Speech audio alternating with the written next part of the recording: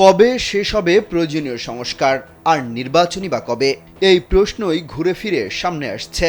উপদেষ্টারা যেখানে যাচ্ছেন সেখানে নির্বাচন নিয়ে প্রশ্নের মুখোমুখি হচ্ছেন।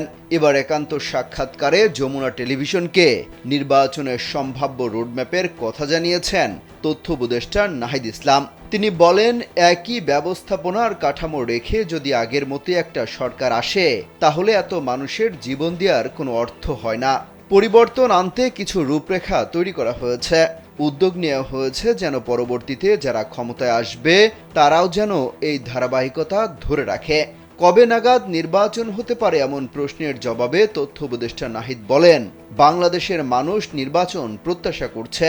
একটি বড় প্রজন্ম ভোট দিতে পারেনি, তিনি নিজেও ভোট বঞ্চিত আছেন বলে জানান।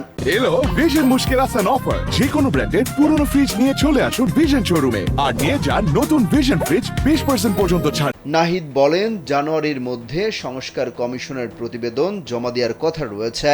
রিপোর্ট পেলে রাজনৈতিক দলগুলোর সাথে আলোচনা করে নির্বাচনী রোডম্যাপ ঘোষণা করা হবে। তবে রিপোর্ট পাওয়ার কতদিনের মধ্যে ঘোষণা করা হবে তা নিয়ে কিছুই জানানো হয়নি।